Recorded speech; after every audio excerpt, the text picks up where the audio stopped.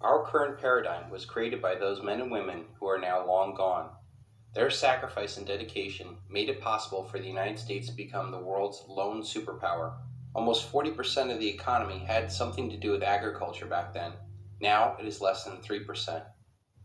Back then, people could farm on their own gardens, raise their own livestock, and take care of themselves.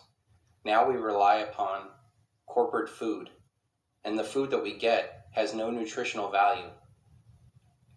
Back then, people knew what real wealth was.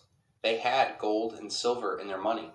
Now we think the digits in our brokerage account is wealth. Back then, people had a strong family and community support systems to help them. Multi-generational housing was very common.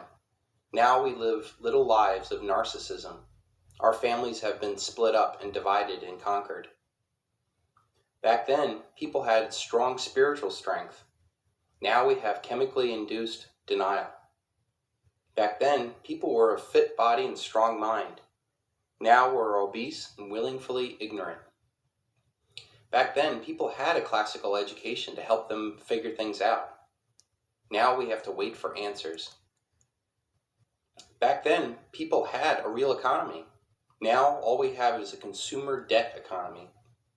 Back then, people did physical activity for fun. Now we have entertainment that turns our minds and our bodies into mush.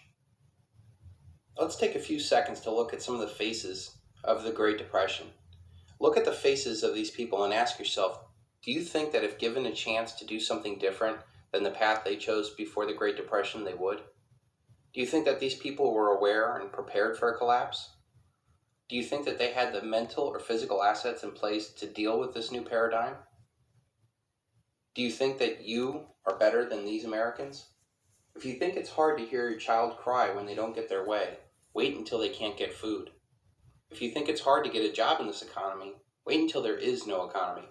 Can you imagine strapping all your family's wealth into a car and then traveling across country with the hopes of actually finding a job?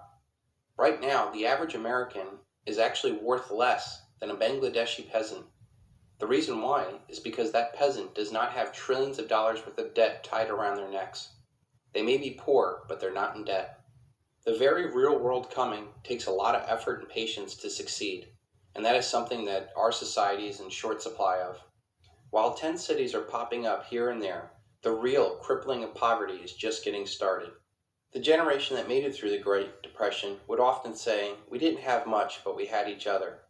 This stands in stark contrast to today, where we have so much, but no one to share it with. We can survive anything together, but when the average American family has been divided and conquered, we have very little hope. The generational support system has been ripped from our human experience, and it is a key of getting back on our feet. Emotionally tough people can make it through anything. They can move on and adapt. But emotionally weak people break because they've never been challenged. Those that have been bred to thrive in a collectivist paradigm, to do as they're told and not ask questions, will be left destitute when there is no one to tell them what to do as the paradigm collapses. Only those with the power of critical thinking will be able to adapt to this new reality. Physical poverty is one thing, but mental poverty is quite another. Everything you know is probably dependent upon this paradigm. Ask yourself this question: what real value do you have to a post-dollar collapse environment? How many men sacrificed time with those that mattered, chasing after an illusion that failed them the moment they reached for it?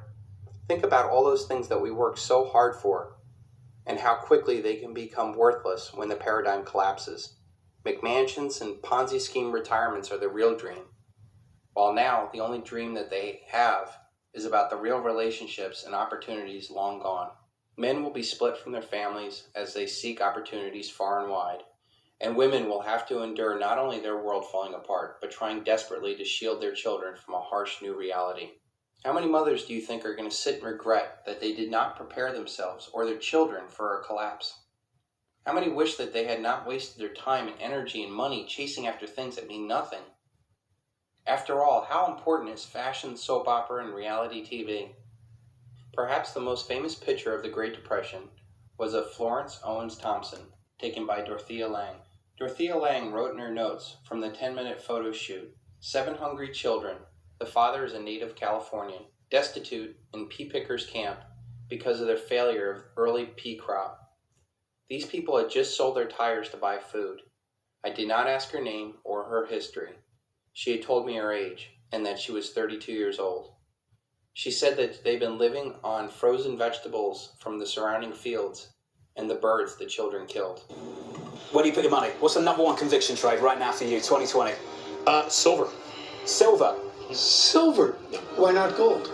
Because when you look at the relative values of silver and gold, silver today is about, let's say, 65% below its prior peak. Gold is getting very close to its prior peak. Can it go exponential like we're seeing in some of the non-precious metals? I think there's a high probability of that. I would call monetary policy a policy of bubble to bubble. For instance, to save the economy after the stock market crash, right? The Fed cut rates and overinflated commercial real estate, and then we had to bail out the banks with the Resolution Trust Corporation. So then once things calmed down again, investors no longer thought that commercial real estate was safe, and they inflated the internet bubble to the wealth effect to keep the economy going. And then of course it went bust, and so then people didn't feel safe in stocks, so they started buying homes. And we played that out, and it bust.